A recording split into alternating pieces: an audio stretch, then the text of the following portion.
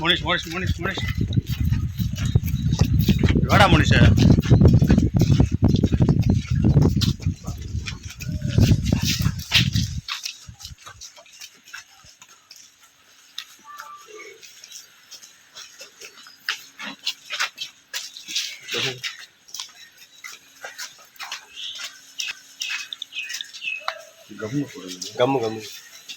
கம்மு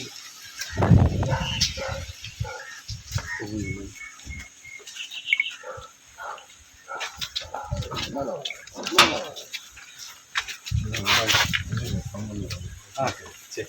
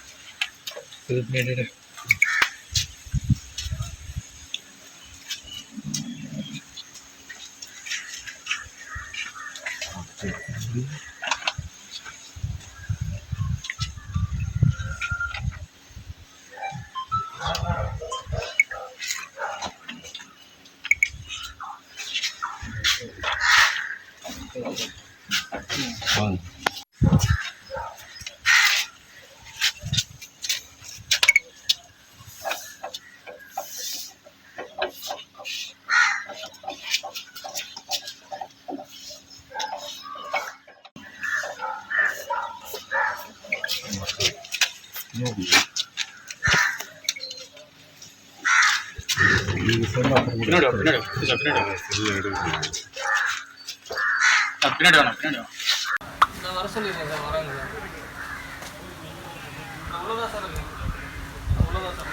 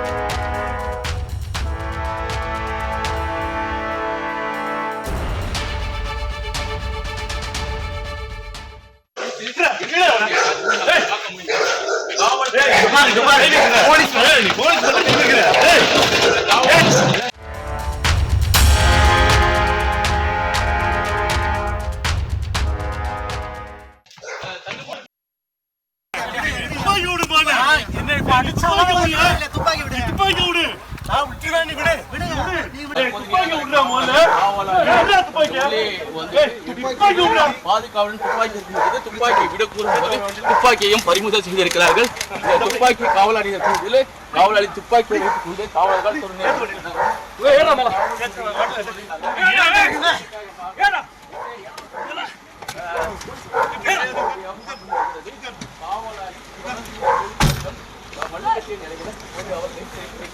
சீமானின் மனைவி போலீசாரிடம் தற்போது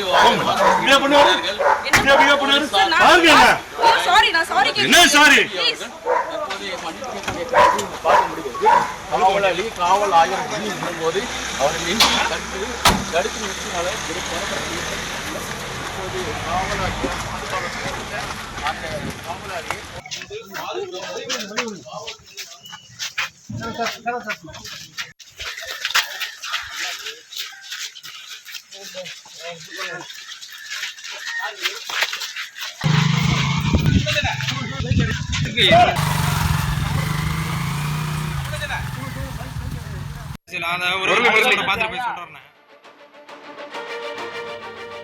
சீமான் வீட்டில் இன்று என்ன நடந்தது என்பது தொடர்பான முழுநீள காட்சிகளை பார்த்தோம். இதனிடையே நாளை அக்ரவாக்கம் காலத்தில் ஆஜராக முடியாது, என்ன செய்வீர்கள் என சீமான் கிருஷ்ணகிரியில் பேட்டியளித்திருக்கிறார். அந்த நேரலை காட்சிகளை தற்போது பார்க்கலாம்.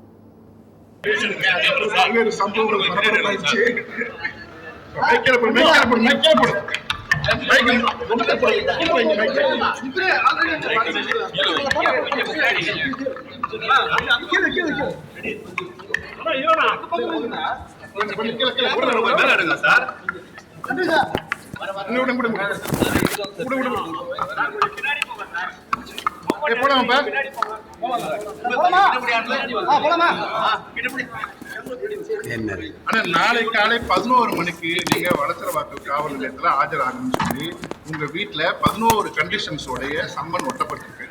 ஒட்டப்பட்ட சம்மனை சில வினாடிகள்லயே கிழித்ததாக ஒரு குற்றச்சாட்டு. அதன் பேர்ல உங்க காவலர், உங்க வீட்டில் இருந்த காவலர் ஒருவர் அதை கிழித்தாருன்னு சொல்லி போலீசார் அவரை கைது செஞ்சு கொண்டு போயிருக்காங்க சார். இது உங்களுடைய விஷயம். இதெல்லாம் அவசியமற்ற ஒரு என்ன சொல்றது, இது கேவலமான நடவடிக்கை. இதெல்லாம் அவங்க இதே வழக்குக்கு ஏற்கனவே 3 மணி நேரம் விசாரித்து எல்லாத்தையும் பதிவு பண்ணிக்கிட்டாங்க. அப்புறம் திருப்பி அதே வழக்கு தான், அப்புறம் திருப்பி அதே தான் பேசணும். அவங்களுக்கு இதில் திரும்ப திரும்ப பேசி இதை என்னையோ அசிங்கப்படுத்தலான்னு நினைக்கிறதுக்காக வச்சுறாங்க. இதில் இந்த ஆட்சியாளர் அசிங்கப்படுறாங்களே ஒழிய எனக்கு இதில் ஒன்றும் இல்லை. இப்போ நீ இவ்வளவு தீவிரம் காட்டுற நீங்கள் அந்த அண்ணா பல்கலைக்கழகத்தில் இந்த பொள்ளாச்சி பாலியல் வன்கொடுமையில் நடந்த இந்த பாலியல் இதெல்லாம் இவ்வளோ தீவிரம் காட்டலையே. நான் ஏற்கனவே ஒரு அழைப்பானை கொடுத்தாங்க, கையெழுத்திட்டு சொல்லிட்டு தான் வந்தேன். இதற்கான திட்டமிட்டேன், வர முடியாது, வந்தவொடனே வாரேன் அப்படின்னு. ஏன்னா எனக்கு வேறு நாட்டுக்கு போய் தலைவராக முடியாது, உங்களுக்கு தெரியும், கடவுச்சிட்டு இல்லை. தினந்தோறும் உங்களை சந்திச்சுக்கிட்டு இருக்கேன். இதில் இவ்வளோ விரட்ட வேண்டிய அவசியம் என்ன இருக்குது? இந்த அரசு இது மாதிரி வேறு எதுலையாவது நடவடிக்கை எடுத்துருக்குதான்னு நீங்கள் பாருங்கள். எவ்வளவு கேவலமான ஒரு ஆட்சி அதிகாரத்தை நடத்திக்கிட்டு எந்த சிக்கல்லையாவது பிரச்சனையாவது இப்படி பண்ணியிருக்கா? வரேன்னு சொல்லிட்டேன். என் வீட்டில் என் மனைவி என் பிள்ளைகள்லாம் இருக்காங்க, அவ்வளவு பேர் வேலை செய்கிறவங்க இருக்காங்க. நான் இந்த கிருஷ்ணகிரியில் தான் இருக்கிறாங்கன்னு இங்கே பாதுகாப்புக்கிற காவலருக்கு தெரியும், அங்கே இருக்கிறவங்களுக்கு தெரியும். இப்போ என் வீட்டில் என் ஓட்டுற சேட்டை தானே. நீங்கள் ஒட்டிட்டு போன பிறகு என் வீட்டு கதவுல இருக்கிறத அங்கே வேலை என் தம்பி ஒருத்தர் கிழிச்சிருப்பார். அதில் என்ன பிரச்சனை? நீங்கள் இது பண்ண நான் தான் வருவேன்ல. ஏற்கனவே உங்களுக்கு முன்னாடி நீங்கள் விசாரித்ததுக்கு பதில் சொன்னவன் தானே. நான் வராமல் போயிடுவேன்னா இவ்வளோ பெரிய வேலை செய்கிறவன் இல்லை உங்களை மாதிரி பயந்து ஓடிக்கிற கோலையில் இல்லைன்னா நான் வருவேன்னு சொன்னேன். அப்புறம் ஏன் இந்த வேலையை செய்கிறீங்க நீங்கள்? இதனால் நான் அசிங்கப்பட்டுருவேன் நினைக்கிறீங்களா இல்லை நீங்கள் அசிங்கப்படுறீங்களா? அதை பார்க்குறவங்க முடிவு பண்ணிட்டோம். எங்கே போகிறேன், நான் இங்கே தான் இருக்கேன், வரேன்னு சொன்னேன். நாளைக்கு இல்லை, நாளை மறுநாள் வருவேன். நாளைக்கே வந்தாலும் வர முடியாது, என்ன பண்ணுவேன் நீ? இப்போ என்ன பண்ணுவேன் நீ? திருப்பி வைப்பேன், நீ அதையே தான் பேசுவேன். நீ சம்மந்தப்பட்ட அந்த பொம்பளையை கூட்டிகிட்டு அங்கே உட்கார வை, என்னை உட்கார விசாரி. நீ அங்கே ஒன்று பேசிட்டு வருவேன், அப்புறம் திருப்பி ஒன்று வருவேன், அப்புறம் ஒரு வாரம் இதே பிரச்சனை வைப்பீங்க, திருப்பி கூட்டிடுவீங்க. எத்தனை நாளைக்கு? 15 வருஷமா இதே நாடகமா? என்னது இதில் என்ன நீ சொல்ல? மக்களுக்கு முன்னாடி இந்த அரசு சொல்ல விரும்புறது என்ன செய்ய நினைக்குது சொல்லுங்க. நான் திருப்பி நீங்கள் முதல்ல விசாரித்த அதே தான் திருப்பி அதே தான் சொல்லுவேன். விசாரிக்கவே இல்லை, நீங்களே முடிவு பண்ணிக்கிறீங்க இதுதான் நடந்திருக்குது, இது போயிருக்குதுன்ட்டு. இது எந்த மாதிரியான தீர்ப்புகள், எந்த மாதிரியான விசாரணைகள்? இதில் என்ன இப்போ என்ன செய்யணும்னு நினைக்கிறீங்க?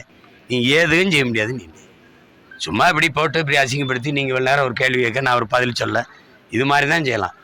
இதுக்கெல்லாம் அஞ்சுறவனும் இதுக்கு என்ன சொல்கிறது, இதுக்கு பயந்து ஓடுற ஆளோ நான் கிடையாது. வருவேன். நாளைக்கு 11 மணிக்கு தான் வந்தாகணும், வர முடியாது. ஒன்னால முடிஞ்சதை பாரு. குறிப்பா இந்த காலமா நடக்கக்கூடிய ஒரு வழக்கு ஒன்றும் வழக்கு இல்லைங்க. வழக்கை நான் தான் போட்டேன். போயிருங்க.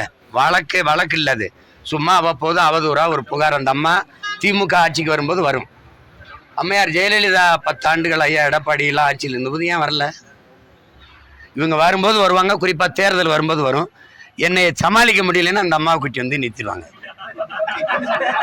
இப்போ பெரியார் வாங்கின அடியில் இவங்களுக்கு என்ன பண்ணுறேன்னு தெரியல, என்னை எப்படி சமாளிக்கன்னு தெரியாமல் மறுபடியும் இந்த பொம்பளை கூட்டி அது நான் தான் வழக்கு போட்டேன். இது ஒன்றும் இல்லாத வழக்கு, இதை அழிச்சு விடுங்கன்ட்டு.